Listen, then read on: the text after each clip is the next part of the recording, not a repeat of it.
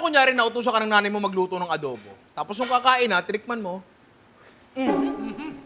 yung kidney ko, sobrang alat, pare. Ngayon, anong gagawin mo pag sobrang alat ng adobo mo?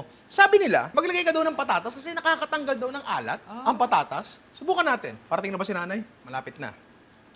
Sabi nila kasi ina-absorb daw yung alat. Talaga? Hindi ako masyadong convinced. Halika kayong tatlo dito para malaman natin yung level ng alat.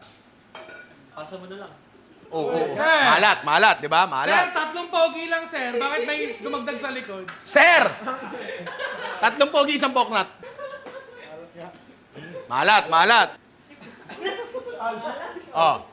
Maalat, di ba? Maalat talaga siya. Pero again, ang sabi nila, patatas daw. So, lagyan natin ng patatas yan. Oh. Tingnan natin kung gagana. Patatas. Ayan, okay na rin. Tingnan natin dyan. Papatikim natin sa mga hurado natin. Kailangan to, hindi man mawala totally yung alat, mabawasan man lang. Di ba? Naalala mo yung level ng alat kanina. Mamaya na sumagot. Para walang bias. Oh. Yes, isa lang po kutsara namin lahat. Sinadya ko po yun. Tapos, Magmi-meeting pa sila. tapos ako naman. Sir! Okay. Sabay-sabay tayo. Kung anong sagot natin. Sige. 1, 2, 3. Wala Hindi, nawala. wala nangyari. Ano sabi mo? Hindi masyado, Ako di ikaw. masyado. Konti. Ako di masyado. After, kanina malala eh. Malala naman talaga kanina. Pero, Alat pa rin. maalat pa rin talaga siya. Ngayon, ang sa akin, sige mga pogi, alis na kayo kasi sorry. naasasapawan niyo ako eh. Alis ka na daw, Kuya Alvin. Alis ka na daw. Tingnan mo muna siya. Sir, nakatutok sa poknat. Hindi, sa akin lang kasi, saan napupunta yung alak? Wala, sa patatas. Oh, titikman natin to. Kasi pre, pag kumakain ka ng minudo, hindi naman sobrang alat nung patatas, di ba?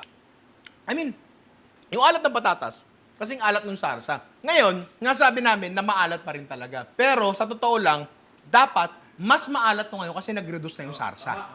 Eh yung alat niya, nandun pa rin within the same level. So baka nga may merit. Alam mo, pagdating sa mga ganitong bagay naman talaga, sa totoo lang, basta gumagana sa inyo, gawin nyo. Wala namang problema dyan eh, kung gusto nyo gawin yung bagay na yan, di ba? So kung gumagana sa inyo, yung tulad ng paglalagay ng tinidor sa pinapakuluang karne, gumagana sa inyo, pagpatuloy nyo lang, wala naman kayo nasasaktan tao eh. Alam nyo kung ano pa nakakasakit ng tao?